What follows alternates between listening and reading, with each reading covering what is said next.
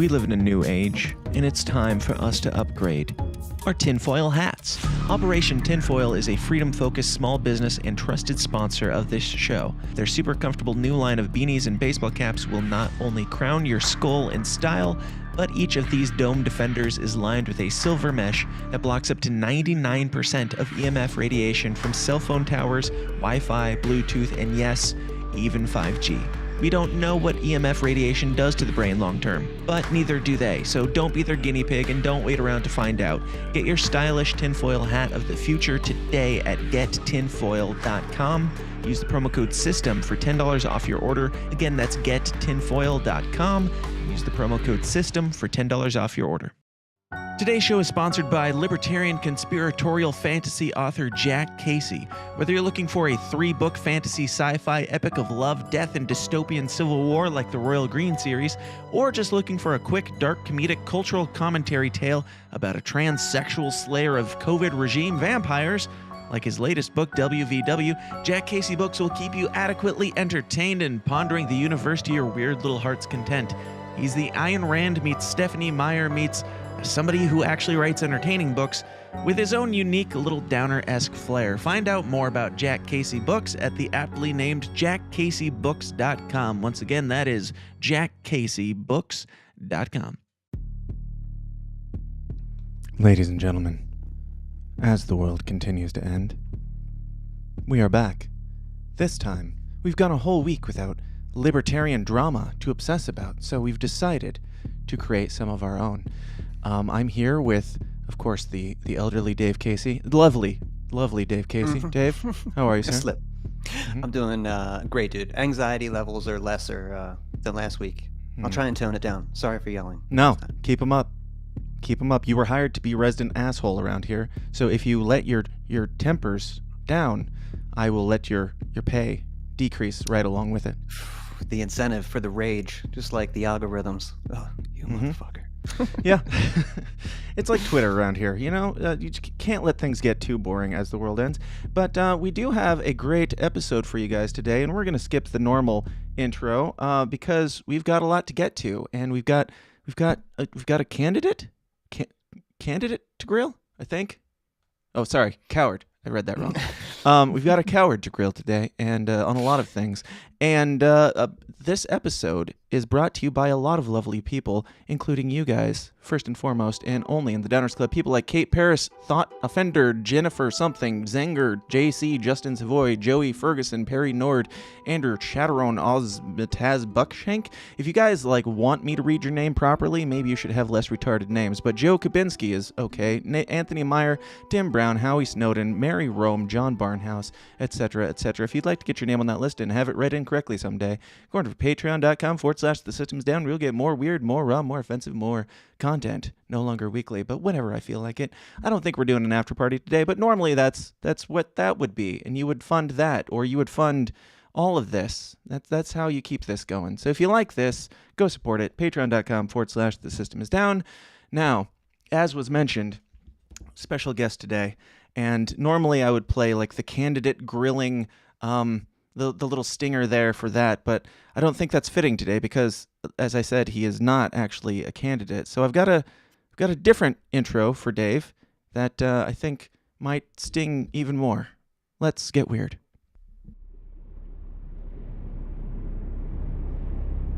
The Mises Caucus in the Libertarian Party has a job on their hands to make sure that Libertarian Party represents the views of libertarianism. They stand up for these.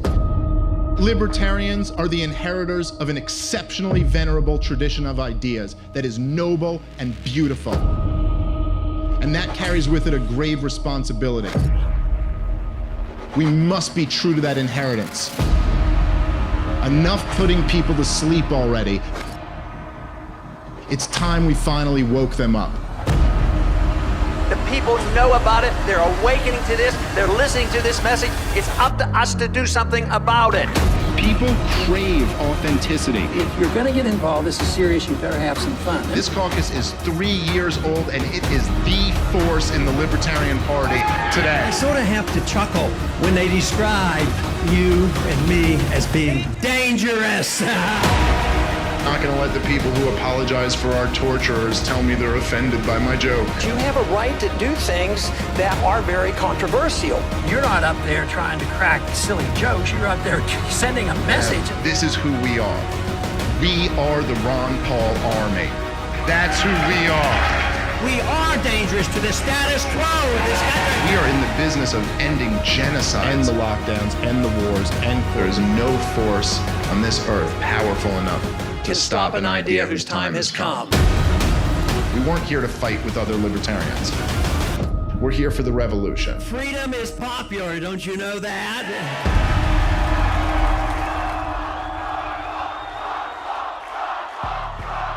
When Ron Paul would inspire all of those tens of thousands of young people to come out at every single event, well, we're those people.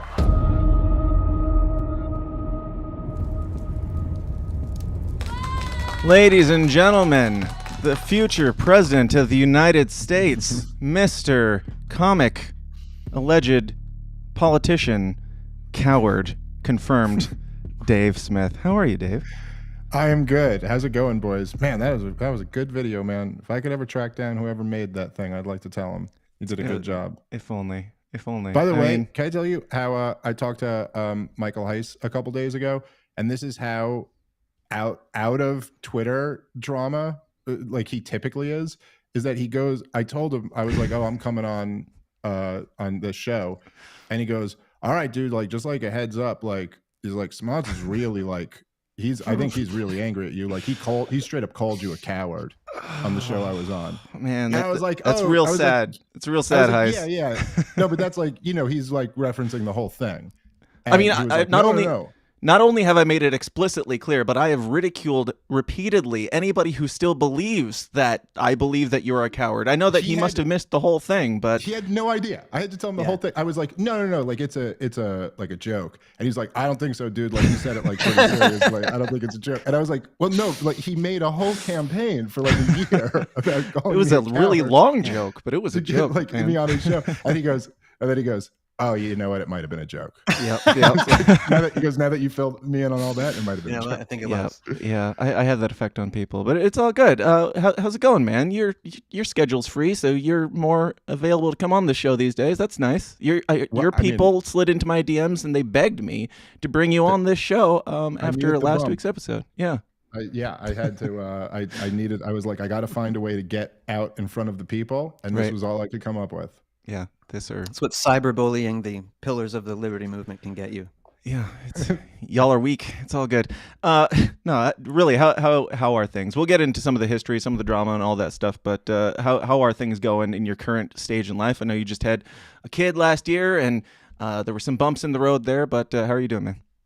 Everything's going very good at the moment. I've been through some tough things over the last couple of years, but everyone's going great, man. The wife is great, my kids are great, career's going very good. So I'm very blessed, and I try to stay aware of the fact that I've gotten a lot of things in life that I don't necessarily deserve.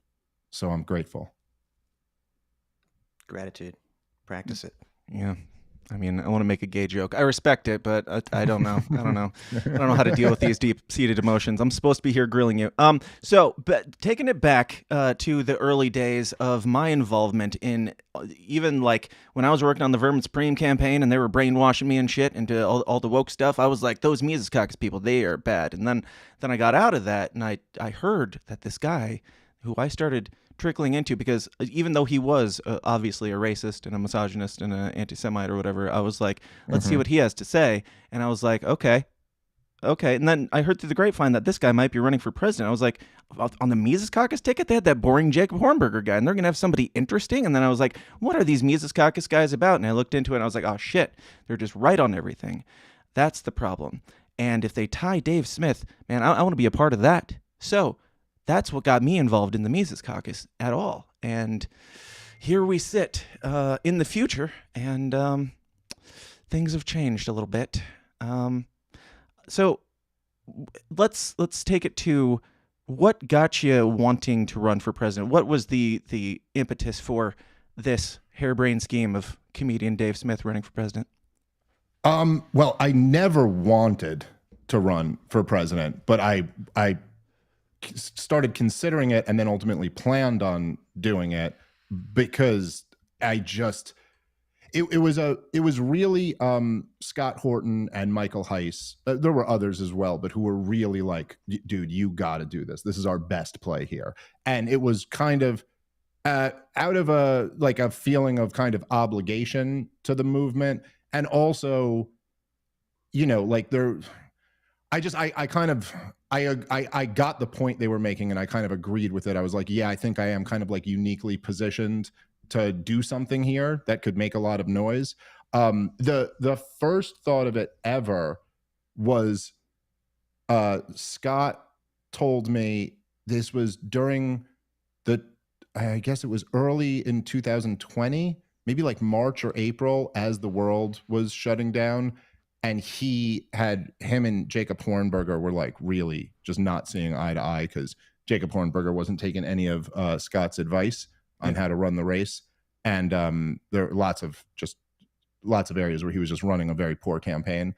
And so they had a whole falling out. And then he came to me and said, I think you should run, and we should all, like the whole Mises Caucus should support you instead of Hornberger. And this was like well into the primary. And I was like, you're absolutely crazy. There's no chance I would ever do that. Go all Justin Amash on him? Yeah, well, I was like, no, this is crazy. We've all already thrown our support behind Hornberger. Like, this is insane. I'm not right as a presidential candidate. I'm on Legion of Skanks. Like, none of this makes sense. Right. I'm not doing this. Because that was like the first time he had ever even like brought that up. And then it was, I guess, after I guess Joe and Spike, sometime after like November, when he started like hounding me about it again, and then Heiss really got on me.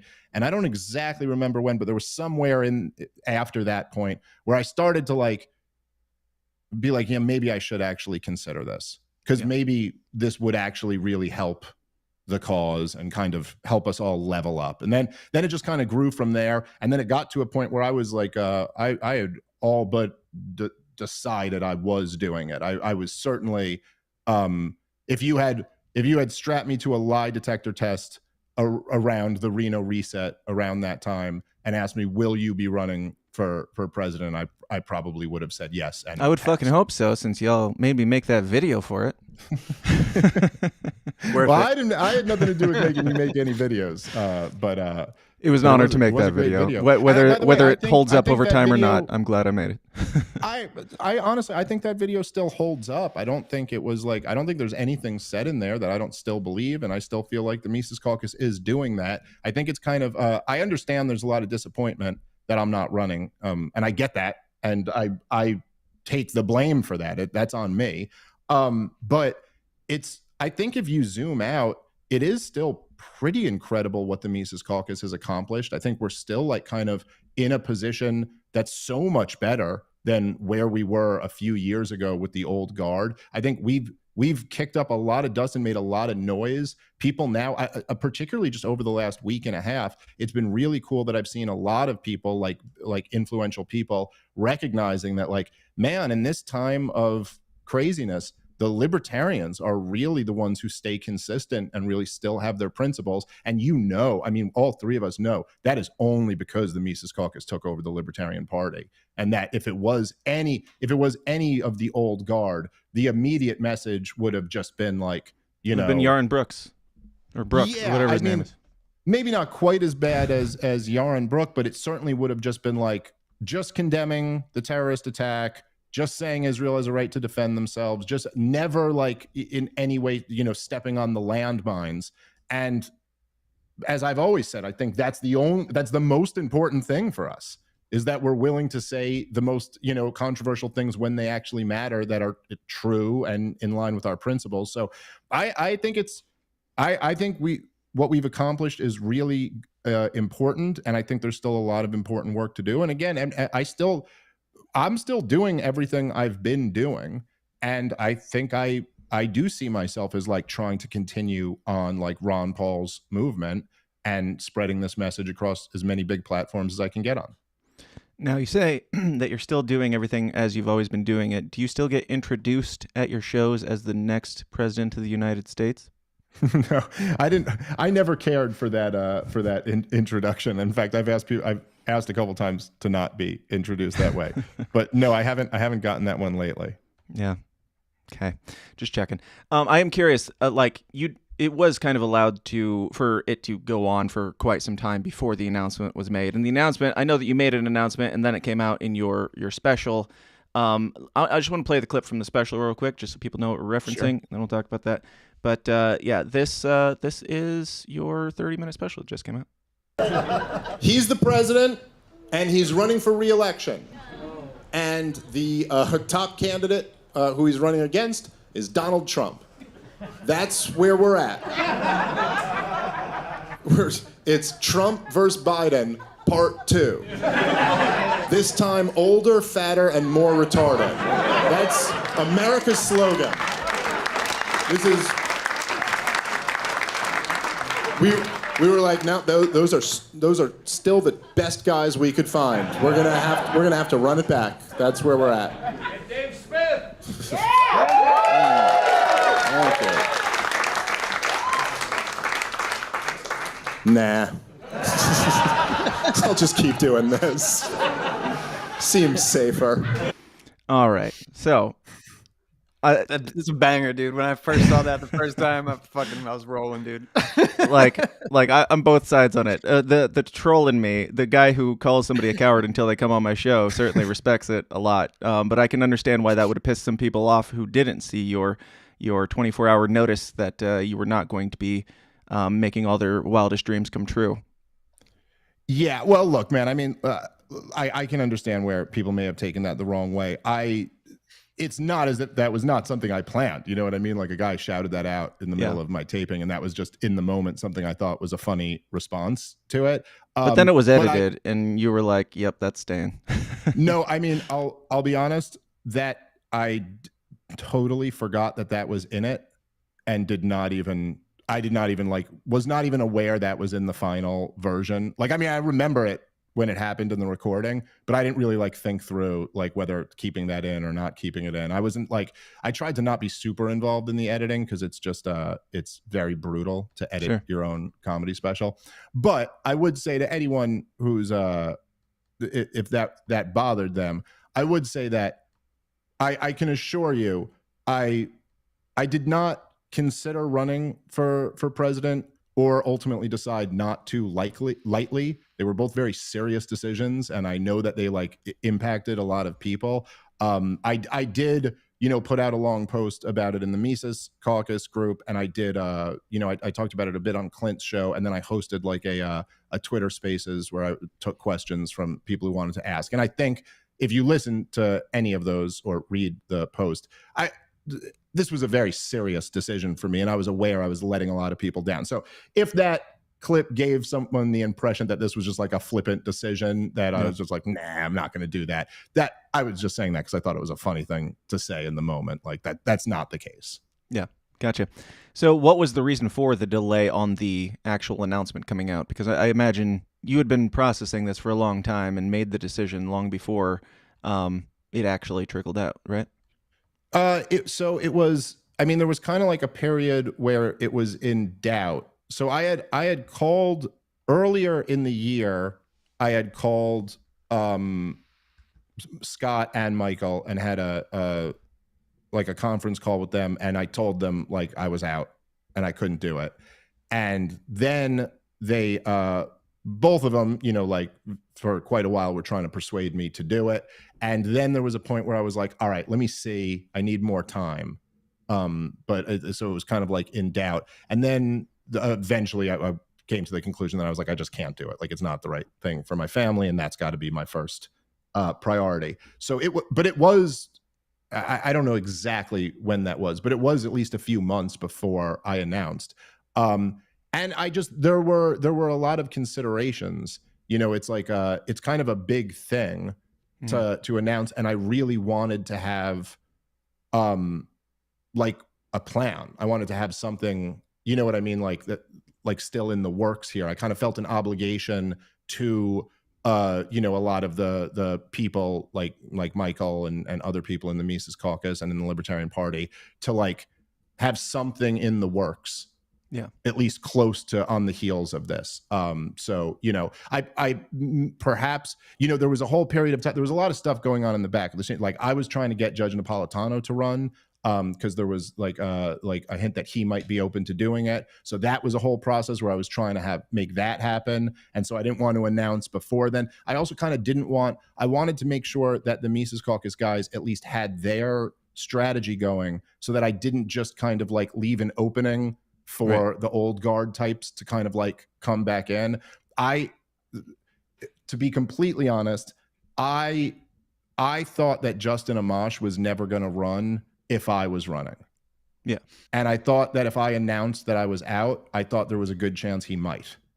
Yeah. And I didn't want to kind of leave that opening for him to come in and capture like that energy, and the Mises Caucus had nothing. And then we end up kind of being right back to where we were. Again, nothing personal against Justin Amash. I just think that he would have been the type of candidate that would have squandered like any potential for real impact. Sure. Now, in announcing that you were not going to run, you also were not on the Mises Caucus tour that was set up that you were supposed to be headlining. Is that the same reason? Is it family issues?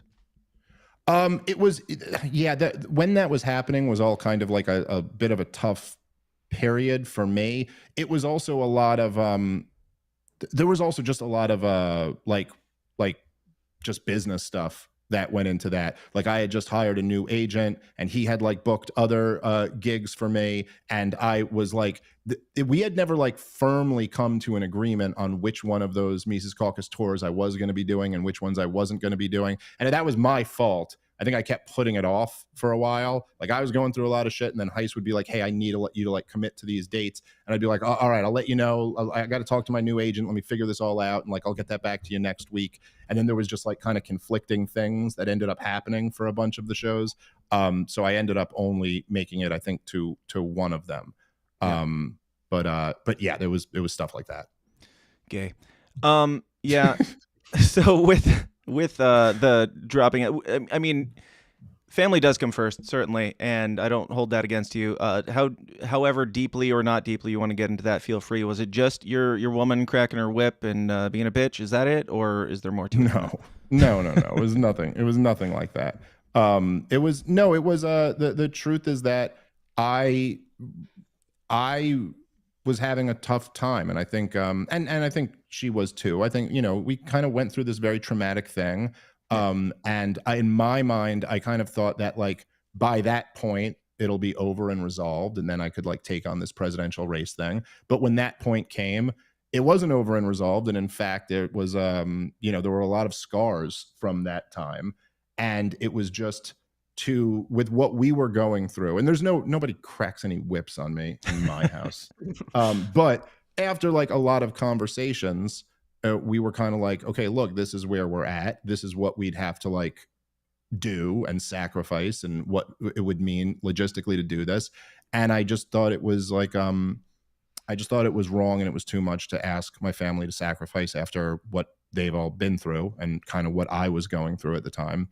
And I was like very conflicted about it, but I was kind of like, all right, in these moments, like, I'm just going to err on the side of my wife and kids are my number one priority. Yeah.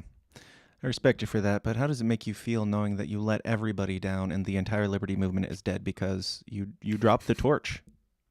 Well, I reject the second part of that statement, but I feel very bad that I let a lot of people down, and it's I've had a lot of like decisions in my career before. Like I've turned down like pretty like big offers and stuff before, but I've always been very it's kind of just like, well, whatever, we made the decision, we're going this way, and I'm not going to spend time feeling bad about where else I could have been. I'm focused on this. This is the only one where it does genuinely hurt me, and it hurts for several reasons. Number one, that there's a lot of people who feel like disappointed in the decision, that I feel responsible, that I openly flirted with something that I didn't end up, going forward with.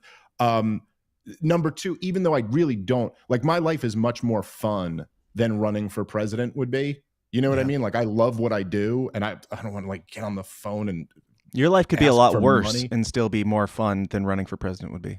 So Yes, right. So okay, but there is, if people know me, I'm sure they'd know, there is a part of me that's like, it's like, oh, I wanted to be in that arena because I feel like I know the right way to do it, and it's frustrating when other people aren't doing it the right way, and you're just like, no, not like that. We'll like talk this. about Rectendwald in a minute. Stay on you. No, I wasn't thinking of him. But then on top of that, I also like, I watched most of the show last week you had with Heiss and Josh. Yeah. And it's like, I can't watch that and not just feel like totally responsible for it. You know what I mean? Like, it's like none of this was supposed to happen, and it's all happening because of my decision. And so that just is a shitty feeling. So, I'm disappointed. I feel bad that people are disappointed. But I also go like, I don't feel like the liberty movement is dead or anything like that. I actually think I still think we have a unique opportunity. I remember the times like in the post Ron Paul running for president days before the Mises caucus, that period of time I think was so much more dead for the liberty movement. Whereas now there's like, I think there's so much more like just energy and awareness of our position. And so there's been a great kind of rebranding of the term libertarianism to really mean like the hardcore like liberty values. So I think all of I still think there's a lot of positives here, and I don't for a minute regret anything we've done with the Libertarian Party. I think it was a noble venture, and I think there's still a lot of work to be done. Absolutely. And on that point, on the idea of Ron Paul and taking that movement, like when I started getting into following you and following the Mises Caucus, stuff like that, I said multiple times, like, this is great, there's a lot of potential here, but I wasn't around for the Ron Paul days, but from looking back, it seems like the biggest issue was that it was all based around one guy. And as soon as that one guy steps out of the arena, then the whole thing just kind of falls apart because they don't have that hype around that one guy. And that was my biggest concern, was if we put everything behind one guy, whether he does it or doesn't do it, we end up kind of where we are now, where everybody's fighting about why this did or didn't happen. The dream that we had in our mind for Dave Smith actually becoming president falls apart. So the idol worship, I think, is a big thing that we have an issue with as a movement, because we don't have a lot of them. So if somebody comes along who can make any waves, it's like, great, one of the nerds is suave enough to actually speak to the people for us and translate some of our autism. So yeah, I don't know if you want to speak to that. Yeah, well, I think there's definitely a lot of wisdom to the idea of like not putting all of your faith in any one person. That's just like strategically sound. But I do think that a lot of what we're doing here with the Libertarian Party was already taking that into account. And I think this is why the major difference, I mean, I guess there's a lot of differences, but one major difference between Ron Paul's campaign and the whole Mises Caucus project is that we took over a political party. So we now kind of have this tool, which is involving many people. And now I think with what Mike's doing with like the Project Decentralized Revolution thing, I think this is like a great kind of like funnel where now if you do get a lot of people energized about something, it's not just like, get energized, vote for this guy, and then that's that. There's like a call to action that's built into this now. And I also, although I'm not running for president this year, I haven't left the arena. I mean, like I haven't left what I'm doing. I'm still like probably the highest profile Libertarian Party member. I'm still going to be the guy who's getting on all of the biggest shows, who's like advocating for Michael Rectenwald, who's kind of like there to support this whole thing and advocating for the Mises Caucus and the Libertarian Party. And I think so it's not as if we went from this huge thing to nothing. It's morphed, and it's kind of a different thing now. But I think you're right. There's definitely something to that. You don't ever want to have the feeling that somebody else is going to like rescue you, or that everything is all dependent on this one person doing this one thing, because that's just it's just like I don't know. It's bad strategy. It's like you wouldn't want to invest your money that way. You wouldn't want to build your life that way. You'd want to be more diversified. Yeah. Dave Casey, you are oddly quiet this episode around, and your pay is decreasing by the minute. Please jump in with some asshole remark. to the best I of your took ability. way too much mic time last episode. He's exhausted yeah. still. He's still recovering from last week's Right. episode. No, man, listen, I am amongst the group of people that was super excited about a Dave Smith presidency, right? I was there for the Ron Paul revolution. So anything that resembled that, I'm on board. But I also, like, after 2012, lost the waiting for Superman complex. So never again will I wait for that, because you will, inevitably be let down.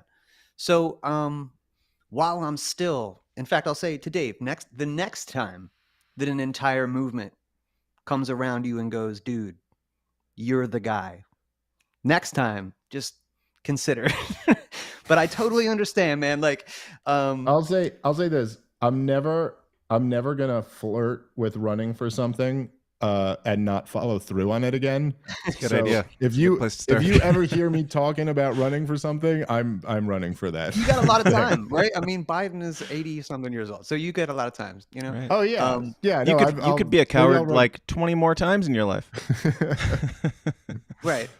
So, yes, this is all your fault. Thanks for saying that too. All this crap with Josh and with Rectendwald. But it is like, let's take a minute to understand like why everybody was excited about Dave, like because he possesses both of the extreme polar opposites of those two guys. Like he has all the forward facing, ability, and he can connect with the layman better than anybody, but he also has the pedigree and the platform. And so that's why I guess people are, got a mixed bag right now. And yeah, it's in a little chaos. But dude, family first, man. Honestly, I completely respect that. I do have a hunch, though. I want to ask you. About a year ago, we were on an organizer call. There was a time, where Dave Smith was showing up to Mises Caucus organizer calls. And on this particular call, there was all kinds of people giving Dave shit about the Blake Masters thing. And in my head, I'm like, yo, if I'm going, nah. In my head, I'm like, I would not, I remember, I think I was the only one who was like, guys, this is like pretty decent strategy. Maybe don't give him shit for his own personal opinion. I don't know, be grateful for what we got. And so after that, that's what I was like. I've seen Dave pull a Houdini after that. I was thinking maybe that had something to do with it. Some of these people giving you grief over that.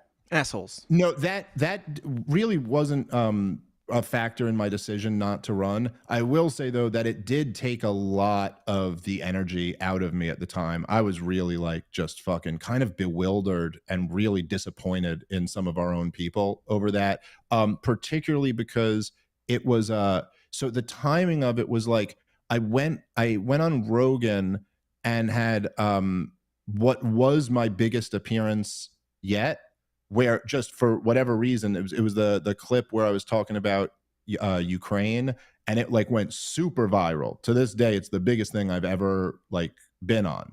And this was right like pretty before early today. in the yes, before today. Who knows? But it went like crazy. I mean, like I think it might like across all platforms, it might have like 100 million views on it. But it was like in the early days of the war, or fairly early in the war, and it was me like really breaking down the whole history of it. And this, I was really happy with the clip. I really liked it, and it went like crazy viral. And it kind of felt like that was my biggest like moment yet. That was like the bit, and like if and I was still planning on running for president this time. I was like, oh, that was like a really good like moment to set. And I thought at least that. And then it was like a week later, the Blake Masters thing happened, and everyone was just like, all these people giving me shit about it. And you're like, guys, like real, because there's one strategic time where what I tried to orchestrate there, and look, I get it didn't work out. Blake Masters lost. Like you got to go for some things. They don't always fucking work out. I did find it pretty funny that people in the Libertarian Party were going like, aha, your boy lost the election. And you're like, are LPers giving me shit about losing an election? Like the same people who brag about getting 1.5% are now, but anyway, but I was like, guys, can you not like, because my whole mission in life is always to make normies a little bit more autistic and make libertarians a little bit less autistic, just like a little bit. Yeah. Yes. And so it's like, guys, can you not like just look at the big picture here? Like imagine Blake Masters wins, okay, who was very likely. It was like polling right dead even. It was a very good chance he could win. And then you're telling me that instead of Mark Kelly We get Blake Masters in the Senate, who's definitely going to be way better. Who knows how much better, but definitely better. A guy who was an ANCAP at one time, certainly was passionately anti-war at one time. And that he had to come and kiss the ring of the Libertarian Party candidate and assure him that he's going to govern as a good libertarian. And then that's what gets him over. Like, there was an opportunity for us to have the optics of like a gigantic power move. And this would have been the biggest power move in the history of the Libertarian Party. And so for everybody to sit here and just, and then it would have been like, yo, Ron Paul's endorsement, Dave Smith's endorsement, and Mark, what's his name? Who was running? I'm sorry, I'm blanking on his name. The candidate who dropped out and endorsed him. Age of Consent guy? Is that who you're talking about? Yeah. Yes, that's the thing. That's So what he's known like, as. yo, all these libertarians like got him over the line, and now we're in this kingmaker position where it puts enormous, like a U.S. senator, not like some random little race somewhere. Now we're in this situation where you must meet libertarian demands. Now I'm not saying it's perfect. Obviously, people, would say to me, they're like, yeah, but that doesn't assure he's actually going to govern as a libertarian. It's like, yeah, I know, but we don't have anything that assures anyone's actually going to govern. It's Mark Victor, my apologies, who's a very good guy. But anyway, so I was just like, yo, this is such a smart play here. And then it would become these like really dumb arguments of like, so you think we should just always support every Republican, or you blah, blah, blah. And like, anyway, so that was a little disappointing to me. Some of the stuff that happened with like New Hampshire, my disagreements with them, that was a little disappointing to me. But that's life, I mean, this is libertarians, man. There's they're not all going to act the way you think is best. So that's life. Well, you're not running for president, and guys, you can drop your fake super chats in the fake super chat because YouTube doesn't let me monetize anything. But put fake super chat in all caps if you have if you have a question that you want me to read.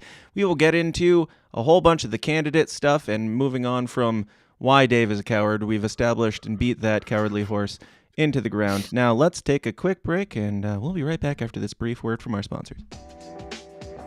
Today's episode is sponsored by Astero's cybersecurity services. These days, organizations of all sizes are targets for cyber criminals, disgruntled employees, or even nation-state attackers.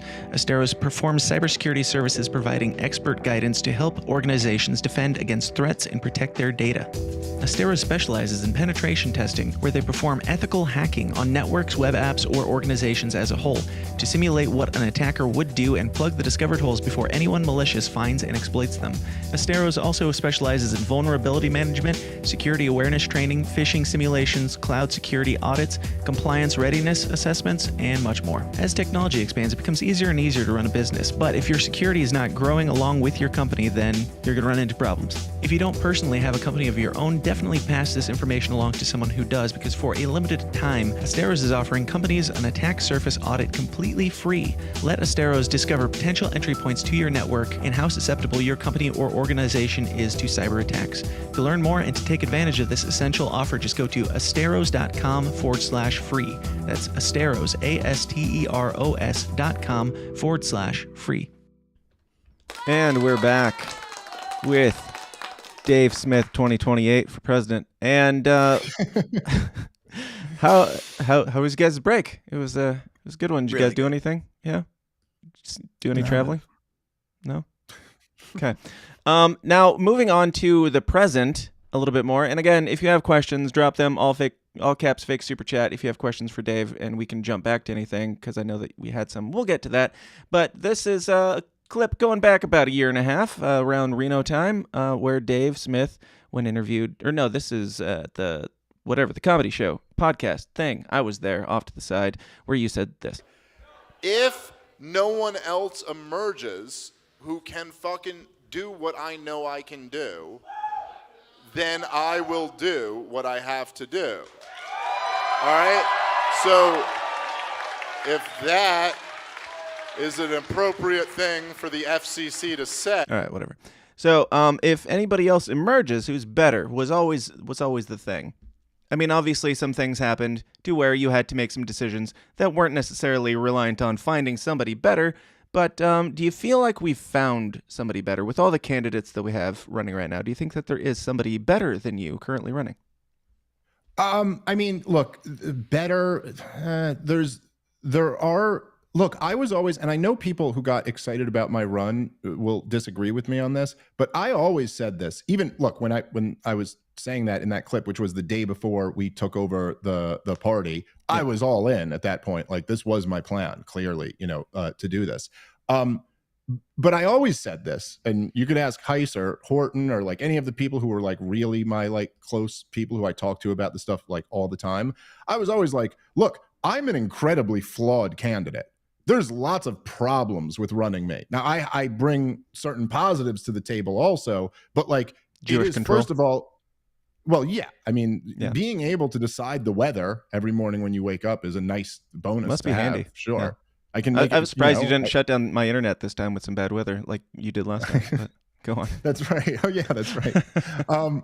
But like, look, it is. I actually hold on. I did get a text notification this morning from my internet provider saying that there would be outages today, and I was like, that motherfucker. Wow. That literally happened, and I can prove it. I almost got you again. Yes. Well, I will say though, look, on the face of it, right? Like, it is ridiculous to run a comedian podcaster. Like, that is not like to my advantage. Like, that kind of makes it look like, really, this is the best you could come up with. Also, the Legion of Skanks baggage that I bring with me is like not ideal for sure. You know what I mean? Now, that doesn't mean I couldn't have maybe overcome some of that because I bring other like skills to the table. But that's but those are certainly still negatives. And then there's other things like I'm good at podcasting and I get on very big shows and things like that. So I had other things that I brought to the table. So of those other things that I brought to the table, no, I don't think there's anyone running who quite like has that.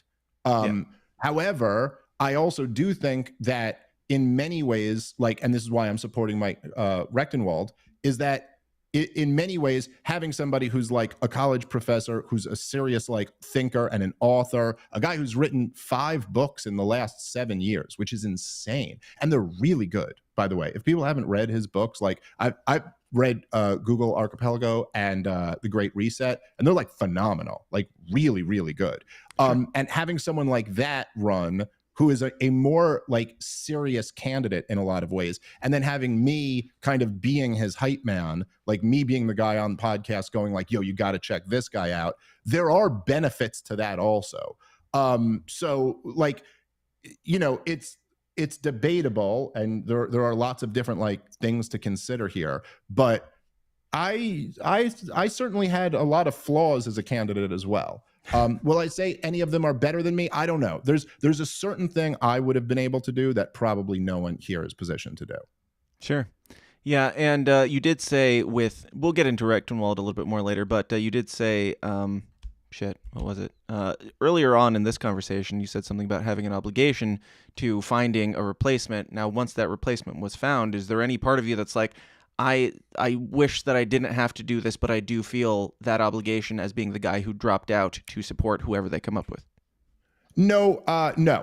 Because look, there is an obligation there, but there's a hierarchy of obligations. So I always, like, at the top of my hierarchy of obligations is my obligation to my wife and my kids, and then maybe like my extended family and close friends and stuff like that. But getting into like this realm, my first obligation is to my audience. When it comes to this stuff, it's not to Michael Heiss or the Mises Caucus. And so if I thought, and this is another thing I've been quite open about, if I ever at any point thought that the best prospects for liberty were to get behind somebody else that wasn't in the Libertarian Party, then that's what I would do. And I would tell, you know what I mean? Like, I would tell my audience that this is what I'm doing. The truth is that my audience is, I'm not like trying to sound like narcissistic or something here. I'm just saying my audience is many times bigger than the Libertarian Party, many times bigger. Like, yeah, the dues paying membership of the Libertarian Party is I don't know, like probably less than a fifth or no, I'm saying a fifth, like 5%. It's like something like I'm not good at math, but yes, it's probably like 20 times bigger than that. And so I have an obligation to like this entire audience, you know what I mean, to tell them what I think the right thing to do is. So I wouldn't just support the Mises Caucus no matter what. And I'll tell you, there were certainly times where I had thoughts about like RFK would say something really great. And I'd be like, I don't know, like maybe the move is we should all just kind of like. We all saw you sucking up to RFK, yeah. Well, just before all the way up to Israel. Well, then he'll have takes that you're like, oh, that's a deal breaker. And Vivek Ramaswamy, same thing. There were like some really good takes, but then there are takes that are just a deal breaker. And it's just kind of like, no, I've kind of concluded. I still think the best thing we can do is run like a really principled, pure libertarian and try to, expose as many people as we can to our ideas. And I think that, like, objectively, and I know there are some criticisms of Rectenwald, but I think a lot of that also is like people being disappointed that it's not me, and kind of putting this unfair burden on him that it's like, but you don't have Dave's strengths. It's kind of like it's kind of like when Star Wars made that Han Solo movie and the guy did pretty okay, and everybody's like, you fucking suck because you're not Harrison Ford incarnate. So like, if you were never in the picture, people would probably have less of a disdain for Rectenwald.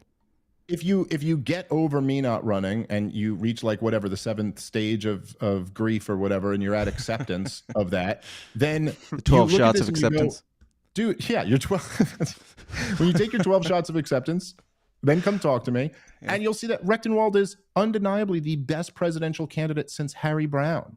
I mean, and it's so and it's a great kind of I think it's the Libertarian Party Mises Caucus strategy is like, look, it's such a great like example of the impact that we've had on the party. Whereas like this time you go from like Gary Johnson, who's gonna like compromise on as many libertarian principles as he needs to in order to get more votes. Then the Mises Caucus starts having some influence, and you end up with Joe Jorgensen, who's like a plumb line libertarian, is libertarian on every issue, but is totally unaware of like the cultural dynamics and like what's actually happening in our society today. And then you get to Rectenwald, who's perfect on every libertarian issue, but also completely gets it on the cultural stuff, on woke insanity, on the Great Reset, on the WEF, on digital central bank digital currencies, and like all this stuff.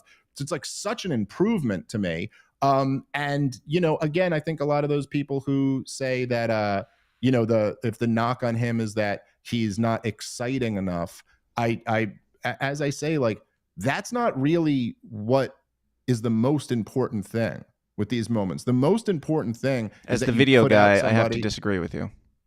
Well, yeah, but dude, you made Joe Jorgensen look good in a video. True. Believe me, there's more than enough. I can handle it. I'm not saying I won't. You can make people look good in these videos. The impact when libertarians, what we need in this country is an intellectual revolution. And that's always been what this has been about since Ron Paul was the guy doing it. And it's not that like, it's not that, I don't know. There's no, just like excitement or just like being a really polished speaker at giving at like repeating slogans is not what converts people and wins them over. That's never how it's been done. It's Ron Paul gave America a history lesson, and a pretty nerdy, like boring one at that. Yep. It's just he really knew what he was talking about, and it was such a compelling story that it really like generated all of this enthusiasm. And that's what was exciting about Ron Paul. It was exciting. Ron Paul, dude, this guy used to host sub-banking committee hearings on monetary policy, and I'd be like watching the live stream like I was watching a football game. Because it's like, oh my God, he's going to get to grill Bernanke now. This is going to be insane, dude. And he was like talking, like the questions were like, is gold money? And Bernanke would be like, well, and you're like, oh, he got him. He got him with this. Like it's like that's kind of more of the stuff that I think we need if we're going to really have an impact. You make a good point. Yeah, as the guy who, like, obviously the biggest issue that most of us have with Rectenwald is if you have a great message but nobody can hear it because it's not loud enough or boisterous enough or charismatic enough, then it doesn't matter. But you make a good point. Ron Paul was not exactly the most boisterous, loud, or charismatic even. He just said the truth and did it in a lot of very nerdy ways. But I don't want to get too deeply into Rectenwald. You guys, I'm sure you'll do that enough on your own time. But we'll have Rectenwald on soon, and we'll grill him just the same. And nobody needs to answer for him but him. But go ahead, Dave. I would just ask, man, like, to what end do we want, like, what is the point? Yeah, we want bold messaging, right? But like, what is the point of this? So like, I understand the. You gonna grill me, Dave? Not only are you not going to be mean to our guest, but you're going to be mean to me instead. Listen, you're understand dropping. I work for another campaign. I officially can't grill people yet. No, I understand the appeal of just wanting to go for the show, right? But there are other people, like the other side is like, no. There's like a 20-year manifesto that we put out for this plan called the Decentralized Revolution shit. So it's like, I think there's just like kind of a clash here of what's more important. Like, I totally get it, dude, that he is less exciting than Dave, right? Yeah. Doesn't spit that liberty shit the same way. All I'm saying is like, you could put your sprinkle on that and give him some of that magic dust. And I will. We could I'm get not by. opposed. And So if you're right I'm on just the saying, issues, if you can convince me that we can get the hype, I am all for it. but to what point? Like, even the 5% that people want to talk about is so important. I would rather have 100,000 people run for local office. So like, you got to reach the remnant, not get a certain vote tally that will get you nothing. Again, this is the Gary Johnson shit, right? He got all the votes. He spent all the money, the millions of dollars. Then he went back to Sativa Mountain. Big news from the keep the Libertarian Party. He didn't even keep the people that he brought into the party. You know, it's so ironic when you see like people from the old guard brag about the success of the Gary Johnson campaign and how furious they are that the Mises Caucus took over the whole party. And you're like, isn't that proof that it wasn't a success? Right. He didn't. What did you get out of this? He couldn't even convince himself to stay in the movement, let alone vote followers. chasing or percentage chasing. First of all, this year makes absolutely no sense to be talking about with RFK running independent. This is a big. It's oddly like the biggest secret in the Libertarian Party that no one there seems to really get. But like, votes aren't really the votes for the Libertarian Party are not really a reflection of how you ran the campaign or who the candidate is or any of that. It's the third option on people's ballots. Fourth, a lot of people just click. Yeah. Well, a lot of people just click the third option because they're like, yeah, I'm disgusted with this whole thing. And so Gary Johnson benefited a lot from that. He did have higher name recognition and was on a lot of media and stuff like that. I'm not saying that did nothing, but don't think about the campaign for Senate that Chase Oliver ran and that Jeremy Kauffman ran. Could there be two more opposite campaigns?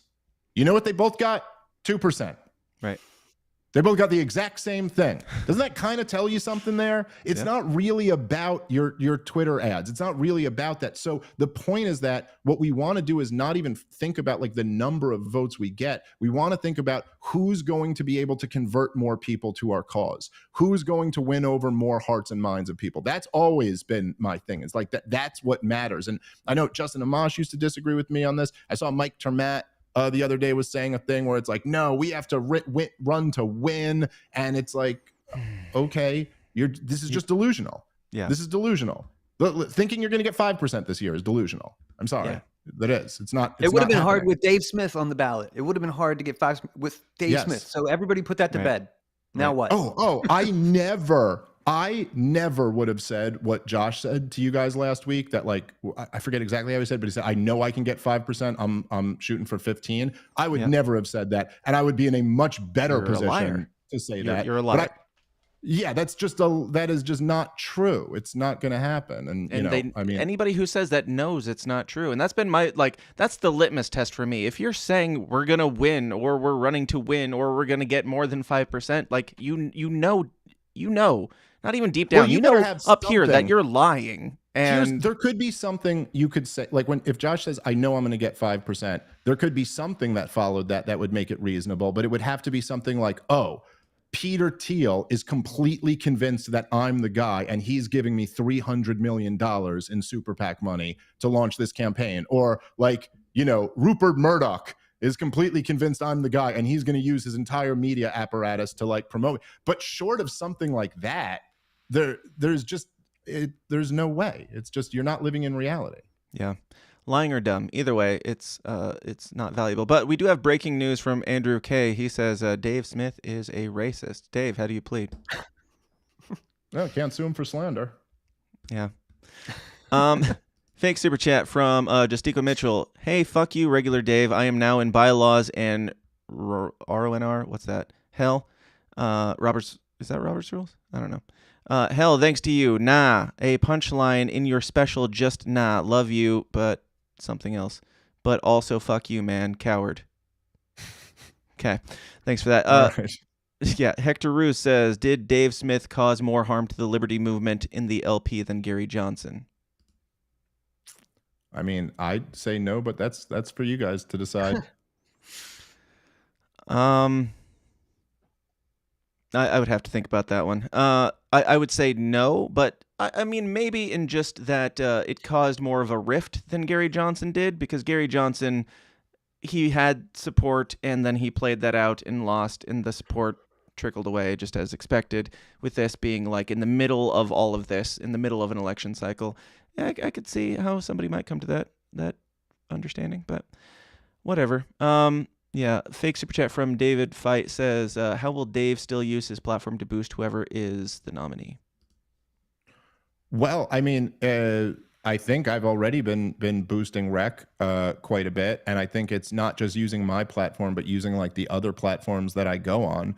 But no, I'm not like whoever ends up being the nominee. I mean, like if it's not Rec, the guy, I don't know. I'd have to like take a look and see if I don't do this thing where I'm just like, whoever wins, I'm going to support them. Like I don't know. I don't think so. I don't know, you know, I'd have to see who it was and what their campaign was and what it looked like, but I'm pretty confident it's going to be Rec. So you're not like Adam Kokesh and John McAfee saying that they will storm the debate stage and insist that whoever gets the nominee will be on that debate stage? You're not going to make those kinds of... No. Still waiting for that, guys. I know you're both doing great these days, but anyway. So speaking of Rectenwald and candidates and all these things, like I was in Reno, I was there filming, and I saw you give a rousing speech that a very hearty endorsement for a certain vice chair candidate, Mr. Joshua Smith, who was on the show last week. And he's now running for president, and you're not endorsing him. Yeah. Yeah. Well, I did. Right. I supported Josh for vice chair. I broke with the caucus to do that and actually had some pretty animated conversations behind the scene about it. And I like Josh, and I thought he had a great voting, like a flawless voting record when he was an at-large and was kind of like there for the caucus. And I thought he was the guy who had run for chair when everybody else, no one else really was willing to step up and do it. And at first, if you remember, I was just kind of like I didn't really focus on endorsing like other positions on the LNC. You know, I was like I support Angela for chair. That was kind of my thing. And then it's like the Mises caucus taking over. And I said at first, I was like, I don't know, I'll support for vice chair whoever Angela wants as her vice chair. But Josh was really upset about that. And he kind of made his point that he felt he was like owed this for all the stuff he had put in. And I basically was like, all right, yeah, that kind of sounds right to me. Like, you kind of convinced me. And I called him. We talked on the phone about it. And at first I asked him, I was just kind of like, do you really want that? Like, you really want to be vice chair? And he was like, yeah, I really want to do it. I'm going to do a great job at it. And and I was like, okay, then I'm going to support you for it. Cause it just seemed like the right thing to do. And I thought he was good for that job. I mean, it didn't end up working out. I don't really know the inner workings of that. I'm not blaming him for that. Like, sure. I don't know what happened there. But I thought it was a good move. I don't think he's right for president, so I'm not supporting him for that. It's, this is the God's honest truth. And I don't know Josh super well. Like, we've never been like close friends like that, but like, he's been on my podcast and I've been on his podcast, and we've hung at several like libertarian events. And I like the guy. Me and Josh, I think almost every one of the libertarian events that we're at together, me and him kind of just end up hanging out and like joking around and laughing. Like, I like the guy. And it was, like last week, I think him and Heist clearly have had like, they have their issues with each other. I'm not like that. I don't have any issues with Josh. I saw Josh a couple weeks ago at this event we had here in Jersey, and me and Josh were like having drinks at the bar and laughing it up. It was like good to see him. I like the guy. Josh slept on my couch about a month and a half ago. So, yeah. Well, there you go. But there is this awkward thing that happens when it comes to politics, particularly when you're saying, you want to be president of the United States of America, where like, I understand from Josh's point of view where he would accuse Michael Heiss of like leading this whisper campaign. I get that, because it's like, how do you not take it personally when somebody's going around, as he said, telling my supporters all these reasons not to support me? Yeah. And he claimed they were lies.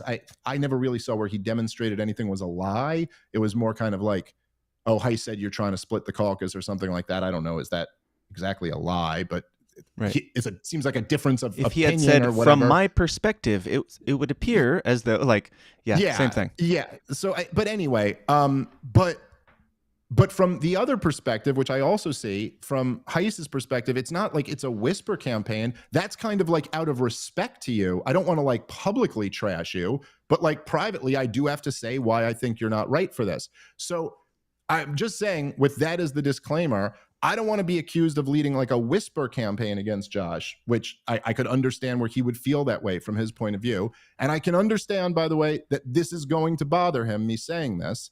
But I don't want to lead a whisper campaign, and this really isn't personal. This is just me telling you how I feel about this and why I'm not supporting Josh and why I don't think he's right for a presidential candidate. I mean, look, at the heart of Josh's pitch is that he's the best messenger. That's kind of his whole thing, right? I mean, when he tells you he's going to get 5%, what is he saying? He's not saying I've got a billionaire who's behind me. He's not saying I've got a media conglomerate who's behind me. He's saying what I've heard him say several times now. He borrows my my line, which feel free to borrow, not criticizing him for that. I don't believe in IP. But he goes, someone needs to spit that liberty shit the right way, right? Like that's his claim, is that he's the best messenger. Rectenwald's boring, but I really know how to talk that shit. That's his claim. The issue is that I see no evidence of that. I see no evidence that like Josh is this incredible messenger.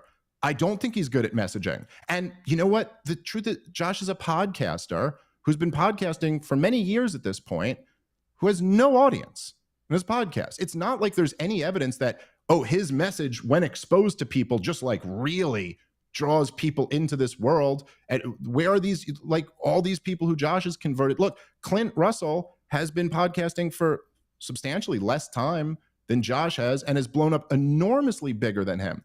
And the reason is because this personally, I take offense to this point, but please continue. Okay, fair enough. But you're not running for president, you know? Like not yet. This is a big. When I do, it'll be some liberty shit. Look, Josh is asking us to make him the standard bearer of libertarianism. Sure. And the reason why Josh isn't like a particularly good messenger is because, and look, prove me wrong in this, but it's all slogans. Josh is good at telling you the libertarian position with like a lot of confidence. But when have you ever seen him like really explain something to you and go, whoa, that just blew my mind. I never thought about it like that. You know what I mean? Like I've never learned anything from Josh. I've learned a lot from Clint. When that Sam Bankman-Fried guy, that crypto exchange thing went belly up, literally that morning, I'm like, I got to watch Clint's show because I got to understand what's going on here. And he's the guy who will explain that to you. The reason why I've brought people into libertarianism is not because I have like a flashy slogan or something like that, or because I talk shit on Twitter. It's because in long form podcasts, I can explain things to people and I know the history of this shit. And I say it in a way that's compelling and makes sense. Because I've learned from people, I know it now, and I'm right about this stuff. This is how Ron Paul did it, by giving history lessons. When Rec and Josh were debating on Keith's show, there was one point where Rectendwald was giving the history of the Ukraine crisis, and Josh said something like, he goes, look, I don't care about the history. People don't care about the history. That doesn't really matter. And you're just like, what? What? That's the whole thing. That's the entire thing of how you convert people. That's our job, is to be teaching people the history about this shit. And it's very convenient you feel that way because the real answer is you don't know it. Sorry, that's just the answer. You don't know it. And I know this about Josh. I remember the only like personal thing that we've ever had was I got annoyed at him when he went on the Fakertarians podcast years ago, and he was trying to convince them to like him. And he said on the thing, because they asked him about Hans Hermann Hoppe, and he was like, I'll be honest, I've never read any Hoppe. And this was like back in 2020 or something like that. But it's like, I know that. Like, I don't know, maybe he has since then, but it's like, oh, you haven't ever read the best living libertarian thinker. Okay, But then he said, like, I'm sure I wouldn't be a fan of his or something like that. It's like, well, first off, you have to do your homework here, man. There's like no shortcuts to this. And this is why Clint blows up with his show. This is why my show blows up. This is why his doesn't. It's because it's actually not like a compelling message. And I also think that a lot of this, it shows his weakness in messaging, that he doesn't have this depth of knowledge that we need. That is the only way you ever convert people over to our cause. It's the only way it's ever been done. I know people bring up that when Ron Paul called a guy fat one time on the Morning Downey Jr. show, it's like, yeah, how many libertarians have ever said that that was their conversion moment? Zero. It was just a fun moment for us after the fact, in the face of like a wild. Be pretty based if they did, though. Yeah, that would be good, but it doesn't exist because it never did it. No, it's the Giuliani moment, him calmly explaining how our intervention in Iran led to the blowback of the Iranian government hating us. You know, like that's what like won people over. And so the issue then, when you don't have this depth of knowledge, is that unfortunately you can't be counted on to be a good messenger because you lack like this confidence. It's very easy when it's just your show to sound really confident. It's very easy on Twitter to sound really confident. But then let's say when you go on with Austin Peterson, and he's like pushing this stuff about the CIA and being an interventionist, and Josh can play that off all he wants to, but he's the guy running as Mr. Messenger. That was a nightmare. It was a nightmare of a response, not only conceding that he wouldn't want the CIA abolished immediately, and he can hide behind, well, the president doesn't have the authority to, yeah, you're never going to be in that situation anyway, dude. So we talk about what we want to happen here.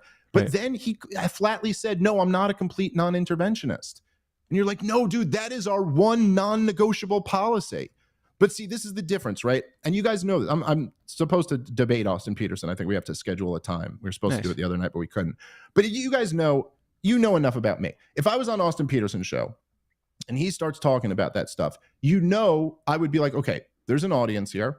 I don't know how big Austin's audience is, but there's definitely some people who are listening to this show. I go, my mentality would always be like, okay, what's the best way that I can say this that will make those people go, God damn, that is a good point. The non-interventionists really do have a good point. Like, what's the most compelling argument I could hit them with right now? Josh's mentality was, how do I get Austin to like me? Like, how do I get him to like me? And the way to do that is to say, oh, I'm not like really a complete non-interventionist. Yeah, you know, the CIA doing that was actually good. And I'll tell you, I just had an interaction with him today on Twitter that was like, even though I know all of this stuff, it was like dumbfounding to me. Where I said something about how stupid the right-wingers are who are cheering on the feds to crack down on these Palestinian protesters who just broke into the Capitol. Yeah. And they're like, and they're giving me this shit about like, nah, you know what? I'm going to stand up to my enemy now. And I'm like, no, like your enemy, the left wingers may have accepted it or even cheered it on, but they didn't oppress the January 6th protesters. The feds did. And now you're cheering on the feds to go get these guys. You're cheering on your enemy. So like, they're calling for a crack. I wasn't on Twitter this morning, so forgive me. Just kidding. No, I don't apologize for that at all. There's been a bunch of right wingers. So they're mad that the left wingers are not getting the same treatment as the January 6th. They're openly saying Was Josh saying like, that too? We should. Well, no, but Josh's response to me was to that. He goes, the left actually are my enemies, Dave, or the left actually are our enemies. And I was like, so are you cheering on the feds cracking down on a bunch of people here who are doing that? And he's like, I don't know exactly what he didn't exactly say, yes, I'm cheering on the feds doing that, but it was like, I don't care what happens to them. That's the left. The left are the bad guys. And I'm like, the left, this kind of sloppy term, the left, the people holding ceasefire signs in our capital are now to be my enemies. And it reminds me, look, when he left, when he quit the vice chair thing and he said he was done with the Libertarian Party, because that was one of the only I listened to his podcast that night because like I was like, oh, why did he leave? I was curious. And he said in the thing, he goes, they're working with these commies to put on this rally. And he was like, these are the guys who are trying to trans the kids. And you're like, Jesus, Josh, like you just don't know anything. It's like, no, they're not. The anti-war commies are at least as much as us against the woke shit. They hate the woke shit. That's a totally different strand of like leftists that you're talking about. But you have the to anti-war know commies this are stuff. against the war, and we can just kind of leave it at that, can't we? Well, but look, they're against the war and they're against wokeism. They're not really good on just about anything else, but they are actually good on those two things. But to be like, oh, that's the left, and that's no, dude, the left, the people who are like for Palestinian rights are not at all the dominant liberal ideology. Like, you can call that communism or leftism or whatever you want to, but it's a totally different thing than that. So anyway, look, largely important. Again, this brings me no joy. I don't like doing this because I like the guy, but if you're going to be accused of a whisper campaign if you say this stuff privately, and then so I'm sure Josh will take this as an act of war. I understand that this will be taken as like, you know, that it's not nice to hear someone say this about you. But we're talking about, for the love of God, we're talking about who is to be the standard bearer of our movement. So I can't just like bite my tongue on this. The truth is that I see no evidence that Josh is an excellent messenger. He can sit here on the show last week and talk about how much he won that debate in New Jersey. I watched the debate. I don't know what Josh thinks he did there. Correct me if I'm wrong. So I can't weigh in. I don't know what he thinks he did in that debate that was so impressive. I agreed with Dave. I thought Rectendwald came off as clearly the smartest guy in the room. It's one of these presidential debates. I mean, you could make an argument for whoever. You could make an argument it was a tie or whatever, but it was not at all like a clear win. And then the other issue that I'd have without watching Josh, it, I'm saying Chase Oliver won because the rest of you are just awful. yeah, you know, I'm sure. Look, Chase wasn't like terrible in it. Sure. Like, he does a decent enough job presenting himself professionally. I just think he's wrong on a lot of stuff and hopelessly blue-pilled. But the other issue, like with Josh, and I think this is where what Heiss is getting at with like saying like he's trying to split the caucus, which I have no idea if that. I'll give Josh the benefit of the doubt and say he's not at all trying to do that. Sure. But I think the thing is that Josh kind of talks a big game about how he's the I forget the term he used, like the preeminent candidate or something like that, or something like he's the one and that actually Chase is his biggest threat and Rec is no threat to win this or whatever. And this is all obvious nonsense. The truth is that I don't see any way that Josh could win the nomination. And the reality is that Josh look, a lot of things, right, have happened. Like, I don't have as much juice or influence in the Libertarian Party as I used to. The thing we talked about before with supporting Blake Masters made some people angry at me. Criticizing New Hampshire made some people angry at me. And then really not running for president really, you know, like disappointed a lot of people. Yeah. But in May of 21 at the Reno reset, I was at like maximum juice level in the Libertarian Party. And I gave Josh a full endorsement and gave his nomination speech and all of that. And he was the only one of the candidates who got in who barely got in.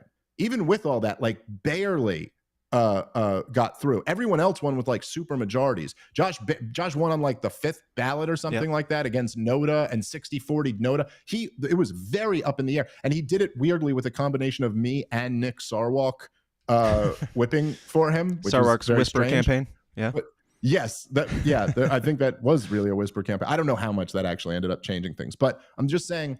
And then, so this was a guy who could barely get over the hump against a guy who really was off brand with the super majorities of delegates there. And then he quit his job and like basically said, oh, there's it's because of the anti-war rally and some corruption vaguely, and then left and now pissed off a whole lot more of them. I see there is no path where he's going to like win over all of the delegates or a majority of the delegates. And so in effect, the only thing he's serving in this race is sitting here trying to do like opposition research on our candidate, who is the best presidential candidate since Harry Brown, who's going to be the nominee. And so now you're in this situation where you're like, I can see where from Heiss's point of view, you're like, dude, what are you doing here? Like, this is just like, it's just trying to damage the guy who we're trying to build up when this really can't go anywhere beyond that. So I just don't like, I just don't think he's right for this position. And I know he will take offense to this, and I totally understand why he will, but I'm telling you, on this side, there's really no animus here. I like Josh. I'd support Josh for other positions on the LNC, but I also do see, I see a thing where I think he's being like, and maybe he believes his own hype, but I think he's being kind of dishonest with himself, or he's being just blatantly being dishonest. But when he's like, oh, I've already run a bunch of national campaigns and stuff, you're like, dude, running for president is not the same thing as being an at-large on the Libertarian, on the LNC. This is just totally different. And I mean, maybe the nomination process has some similarities, but that's not what this is about.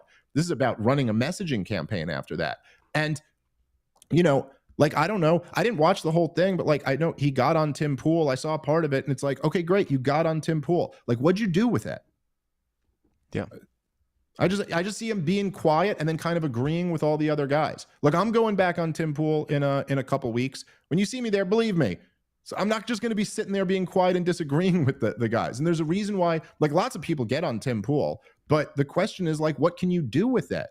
It's like, it's one thing to get on Tim Pool and then have him talking about you for months afterward because he's like, yo, what that guy did was really crazy. This is a whole new political faction over here that we got to keep our eye on. And it's another thing to just get on there. And I do, particularly after seeing the Austin Peterson thing, it makes me nervous, Josh, getting on these big platforms.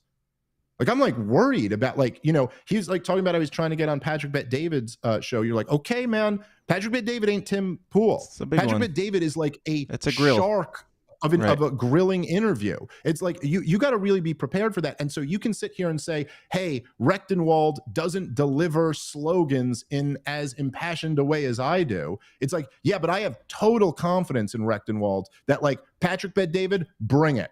Bring your toughest questions. He's going to know what he's talking about. That's what actually matters. If you look at anybody who's actually been successful at messaging or who actually converts people, that's what it is. Now, it's good to be polished on top of that. And Rectenwald certainly could work on some of those things. You know what I mean? Like, I'm not saying like there's nothing to that point or that it wouldn't be nicer to have that also. But if you have to pick between depth of knowledge or polished slogans, there's no question which one you should pick. Yeah, I can see your argument, certainly. We grill people on this show, and we know nothing. So, Patrick Bet-David is a completely different ballgame. But from the chats, Break the Cycle Joshua Smith says, you don't think I know how to organize delegates. That's cool. See you in D.C. Okay. Again, buddy, I'm not trying to do this back. I'm not saying you don't know how to organize delegates. I'm talking about what happened with the delegates last time. That's just, I know, you know, it's history, which not everybody cares about, but that's what happened. And it's objectively true. Yeah. We were all there. We all saw it.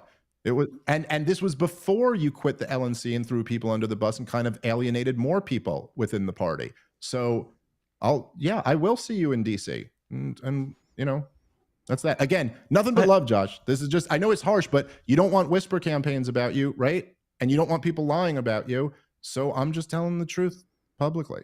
Tune in next week for Dave versus Josh Smith on The System Is Down. Not really. I'm about done with this shit. No interest in that. I'm not, and look, dude, that was ugly last week. And I don't like, again, I understand why Josh felt the way he feels. I understand why he'll feel a certain way about this. Like, sure, who the fuck wants to hear this about yourself? And I don't want to be saying it about you. But I'm just saying, for people out there, it's like, prove me wrong. Like, go show me like where like Josh has like really demonstrated this depth of knowledge and like really explained things to people where it's really taken off. But for somebody to be sitting here saying, it's kind of appalling really to be sitting here saying, I'm going to get 5% because my messaging is so incredibly good, because I'm so good at messaging, and they're getting, after years of podcasting, getting 112 views on a video. It's like, well, where's the disconnect? A really good video too. A really good video, I must say. Well, I'm not even talking about the videos you've made. I'm just talking about like his show, like for people to listen to him. Sure. By the way, your videos of him, I'm sure, I think I saw one of them. They're great. They're phenomenal. You know what I mean? And like, I love them, but that's not okay. Yeah. Like that's good with excellent editing and repeating like talking points. Sure. Yeah. I think Josh is good on the issues. For the most part, I think he's like, he knows the libertarian response to most issues, but that's not what it's about. That's how you rally up libertarians. That's not how you like introduce our ideas to normie audiences, which is what really matters, because we're already over here. We already know this stuff. Right. Fake super chat from Phil Tabrick says, Is your decision not to run the reason why Scott is mad at you? Well, I don't think it's completely separate from that. I gotta talk to Scott. I kind of wanted to wait. I was a little bit angry at Scott, so I kind of wanted to wait till I was not angry anymore. I didn't want to have an angry conversation with him. Yeah, I'm sure it is partially related to that. But it's I did a very poor job of after I made it official or after I made it known to Heiss and Scott that I wasn't running. I did a poor job of communicating with Scott. That's on me. I think he's mad about that. That part's my fault. He's just a tough guy to communicate with when you're not doing the thing he wants you to do. But that's my fault. And then I think he's upset about that, and so he's claiming he's mad about some other thing, which I don't think he's really mad about. But that's as much as I want to get into it. I love Scott. He's the best goddamn foreign policy guy we have. There's a reason why I've done so much to try to boost his signal, because I really do think what he's got to say is that important. And he's brilliant, and he's a really great dude. And he's invaluable to our movement. Yeah, I don't know anything about that. I try to stay out of the libertarian drama, personally, if you guys haven't noticed.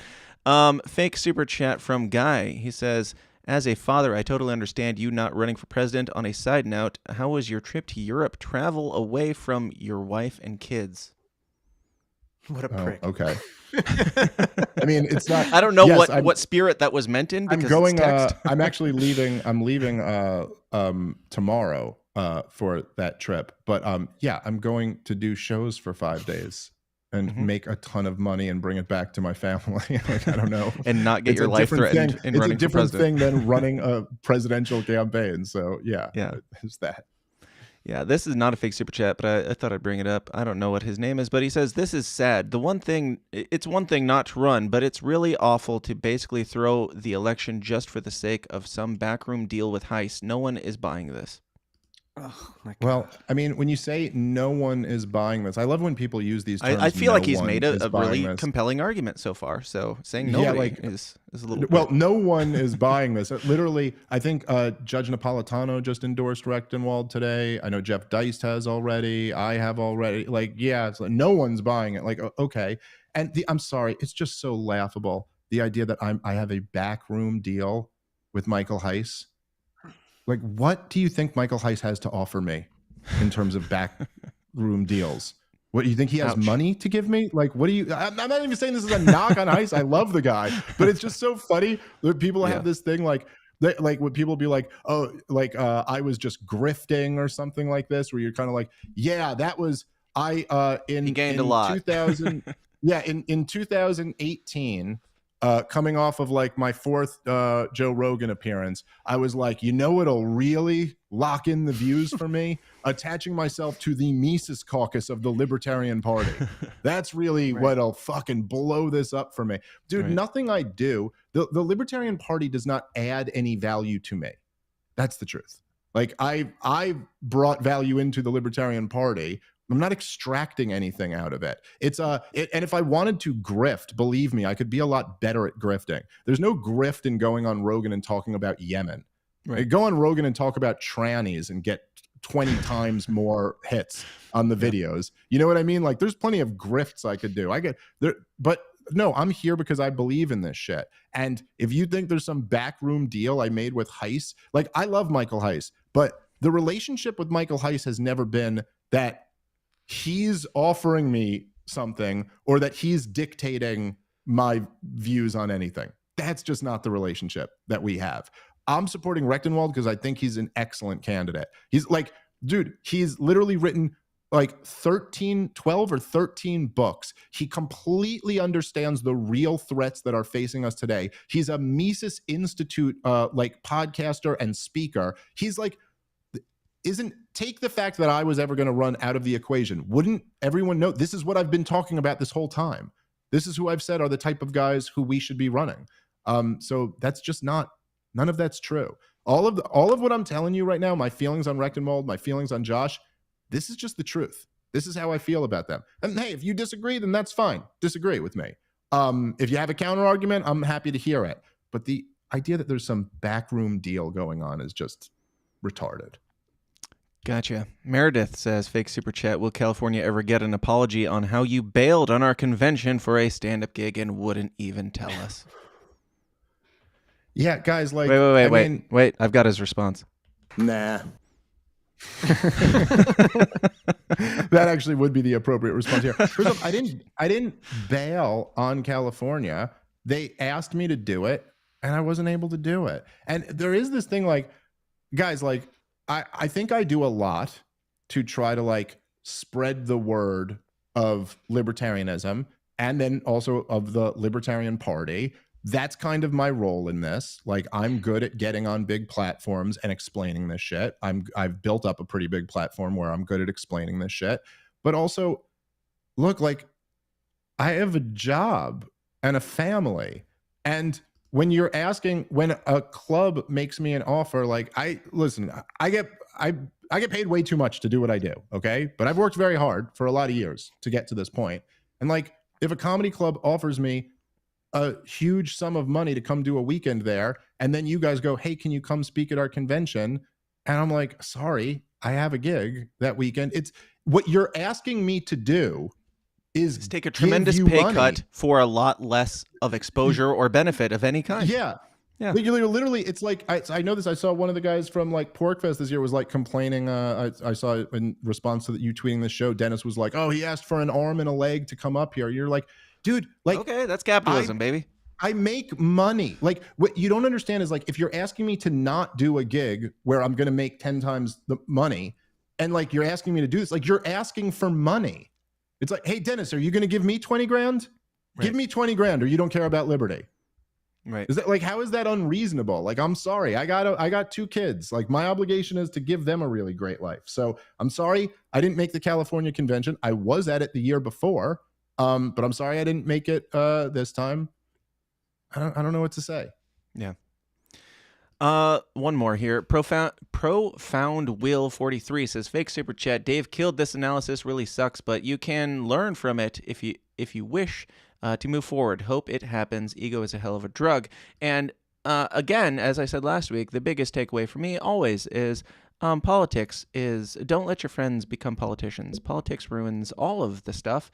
I mean, if you feel led to do it, yeah, take it very seriously and make sure you're the right guy. But do you see, Dave, any path forward in all of this for reconciling relationships and moving on? Like, once all the stupid politics of this current cycle blows over, I don't know. Where do you see this thing going as far as not just like personal relationships, but like the Mises Cox, like you, Josh, anybody, like, yeah, dude, like I'm being very sincere when I say there's nothing now with me and Josh. I have no personal issue with Josh. If Josh was at the if we were in the same place tonight, I'd buy Josh a drink and want to joke around with him. Like, I like the guy. I have nothing personal against him. I don't see anything here. Like, I'm not, like Josh and Heiss have a little bit more of a thing where like they were closer friends and they were working together for years. And then I do understand,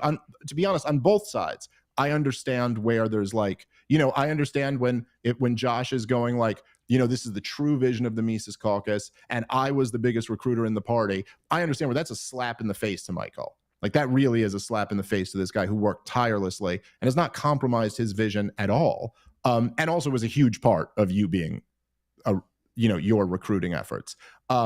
Which, by the way, I don't think the thing I thought Heiss should have said to Josh about that, when he was like, I was the biggest recruiter. I did that. That wasn't the Mises Caucus, which I don't know. He said that was before Dave came in. I don't know what years he's talking about, but the Mises Caucus started in 2017, and in 2018 is when I joined. And it wasn't just me. It was like me and Tom Woods and Pete Quinones at the time and Jason Stapleton and the Lions of Liberty guys. Like all the podcasters joined, and that was really what put the energy into this. It was a brilliant strategy that Michael Heiss employed. He was like, hey, we got all these guys with big audiences. Let's try to convince them. And then Heiss was the one who convinced us. He went on Tom Woods' show and he came on my show, and we were all like, yo, this kid is the real deal. Like, let's do this. So for Josh to be like, I was the one who recruited people, I understand where that really like irks Heiss. I thought what Heiss should have said to him is like, so go do it now. Yeah. Like if it had nothing to do with us and all that energy that we were bringing in, go recruit all these people right now. Where's that happening? And he'll see you in DC. Yeah, well, he's saying, okay, and we will see you there and we'll see what happens. But like, so I understand where Josh is offended by like the accusations that he didn't do anything on the Washington board or the California board, which I have no idea about. I don't know anything. I've heard people say that, but I've heard Josh say that's not true. So that's as much as I know about it. So they have more of a thing, but there's nothing for me to get over or get past to reconcile. If people want to reconcile, I'm down. I love Michael Heiss. I love Josh. I think he's a great, like I've never had anything but positive experiences hanging out with the guy. So I don't have any, like issues with reconciling all of this. It sucks. I can't remember. I think it was you who said, Dan, on the last episode that you were like, if it wasn't for politics, everyone here would love each other. And I thought that was like one of the best comments of the whole thing, because it's definitely true. And there's the only reason here is politics, but it also it creates this situation when you stand up and say, I want to be the lead. I want to be the face of libertarianism.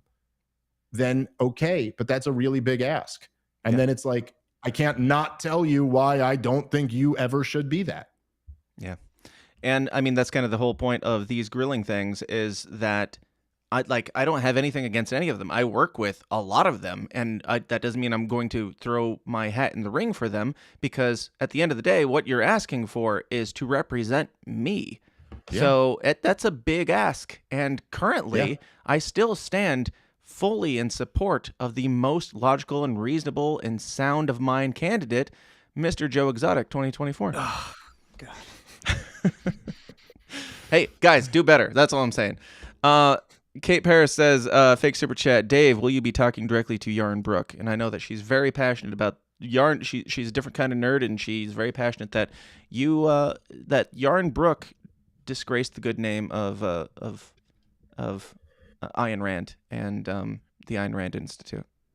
Well, Ayn Rand was pretty bad on the Palestinians too, so I don't know. I don't know if he actually disgraced her name, but I put out the challenge to him, and the Libertarian Institute said they were happy to host it, and I put out the challenge to him if he wants to talk, if he wants to debate that stuff, but I don't think he's going to.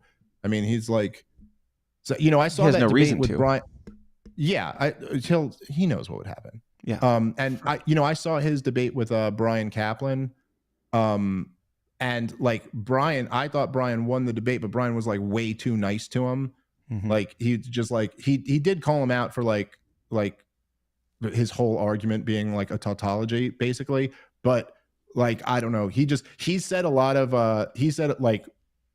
of insulting things toward me, like I'm disgusting and all this shit, and I'm evil. And I mean, he's right on that, but the other stuff, but not for those reasons, right? But once it's like that, you're like, oh yeah, well, if we're being vicious, I'm way better at being vicious than Yarn Brooke is. So I don't think he wants to like have a debate in that style. If he wants to, I'm more than happy to. I mean, that's kind of my, I know that became like an insult online, like the debate me bro thing or whatever, right. But like, that's me. I'll debate. Yeah. That's what I do. So if anyone wants to do it, sure. And Yarn Brooke's arguments were pretty damn easy to destroy. You are a good debater, and one of my favorite moments in internet history is when you debated a very brilliant Stoic who said the line, the Libertarian Party is made up of those who show up. And to that, I say, we'll see you in D.C., whoever you are. And I hope that Joe Exotic is pardoned and is there to sweep the floor with all of you guys. But any final... Well, actually, before we do any final thoughts, Dave Casey has been oddly quiet still. And I'm here to learn today, buddy. Just begging to not show up next week. Dave... Grill Dave for like 30 seconds, and then we'll wrap it up. You know what I'd rather do? I'd rather tell Dave how grateful I am for what he's done for the party and the caucus and the movement. Yeah, I know. Breaking the fourth wall down, bro. I don't cyberbully the pillars of the movement like you do. And I'm grateful for you coming on. Somebody's got to do it. please, to the people who are watching the show, listen to the best influencer we have tell you what is going on right now. Like, Thank you, but I meant talk about Dave. We wanted Dave to run. That is not happening. So we got to be a grown up now, right? So I'm working for the Rec campaign because he's the best guy in the race now. I am not an ideologue. If Spike Cohen got in the race today, right, I would have some serious shit to think about because that guy spits that liberty shit too. But for right now, 100%. This is the way that it is, and this is what we have. And as Michael Heiss would tell you, this isn't fantasy football. So anybody's like, who'd be good? Like Scott Horton should run for president. He's not going to do it, bro. So if you guys have somebody else, or you think that we can do better, go for it. But until then, man, I think that we should do the smart thing. There's a brilliant guy who knows all the shit about the Great Reset, the technocratic takeover, the woke mind virus. This is like shit that will hit regular people right now. And he can sit down with Glenn Beck for 3 hours, and he can sit down with Tucker Carlson for 3 hours, or Joe Rogan. And, he might step over some of his words. I don't know. Fucking deal with it. People on the independent circuit are dealing with RFK. That's like, I want to kill myself listening to that guy. So I feel like we could deal with that stuff. But Dave, thank you for everything, man, for bringing people in. And it didn't work out. It's all good. We'll make it happen. Well, thank you for saying that. I appreciate it. And thank you guys for having me on. And I would just say that, like, look, man, like, listen to what I'm saying, agree or disagree with it. I'll say, if there's one thing I really know, it's like, I know messaging libertarianism. Like, that's kind of my expertise. And so, like, I know what I'm talking about when I'm saying this and how it's going to work and how it's going to play out. I also know what my role in all of this can be, because I'm not going anywhere, and I'm still probably going to be the most high profile LP member. And for me to be going around saying, like, listen, there's this guy running for president. He is this brilliant professor who's written 12 books, who knows everything about this, and he's explaining why this is really the way it is. Like, that makes sense. It makes sense for me to do that. For me to be going around saying, like, hey, there's this other podcaster who's not nearly as known as me as a podcast, like, that just wouldn't make any sense. There's no play there. But look, this is going to be a very low vote total year for the Libertarian Party. That's just a fact. The old guard can say it's our fault because we took over. Other people can say it's because of whatever. It's because there is an independent running. There's never been anything like this since Ross Perot. This is a whole different ball game now. But the bright side of this is that, as I've always said, it was never about vote chasing. That means nothing. Gary Johnson got a lot of votes. It meant nothing for an increase in the liberty movement or for the party either. But Harry Brown, only getting a few 100,000 votes, had they had the highest membership. And now we have this decentralized revolution thing where if we're bringing people in as members, we can actually be funneling this into, like, running local candidates in races where you can nullify federal laws. There is a strategy here. There is a play here. And throughout the whole time, I'm still going to be out on all these big platforms talking all that liberty shit and getting people excited. So I don't think this hasn't, like, collapsed. It's not over. I understand if people are disappointed. I understand if people blame me. I am not, as I said at the beginning of this, I am not without blame here. A lot of this is my fault. But okay, we're still in the fight of our lives. And if you haven't checked the news the last week and a half, we're in a very dangerous situation. So I think we got to move forward with the best plan that we have. And that is just clearly Michael Rectenwald. Not Joe Exotic, no matter how sexy his eyes may be. Yeah. I'm still working on him, but we'll get him there. Now, I guess those were basically final thoughts. Did you guys have anything else? Are you good? You want to give plugs and jump out of here? You good? Everybody good? I'm good, buddy. Cool. Well, Dave, thank you guys both for being here, especially the coward for finally making an appearance, peeking out of his shell. We've got 6 more weeks of winter or something. I don't know. But Dave, thank you for being here, man. Where can people find you, your shows, and everything you got going on, man? ComicDaveSmith.com, part of the problem. That's my show. That's my site. All right. Thanks, boys. Appreciate it. Yep. Thank you. Thanks, Casey. Dave Casey. Yeah. At Dave versus Goliath. Anything else?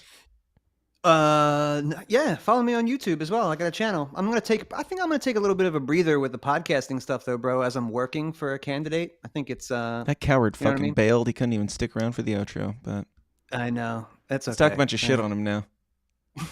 You already fucking cyberbullied the shit out of that guy to get him here. Not this time. He begged me this time, but go on. Right. No, I'll follow that, even though it'll probably be a minute, because I'm going to focus on this campaign and try and make it awesome. Right on. So go follow Michael Rectenwald. And, sorry if you're not entertained. You know what I mean? We'll see what we can do to entertain. All around, I'm here to make videos for everybody. Whoever brings the spiciest message, I'll put my stuff on it and make it what it is, and may the best man win. All around, guys, stay out of politics unless you're ready, and if you are ready, still stay out of it.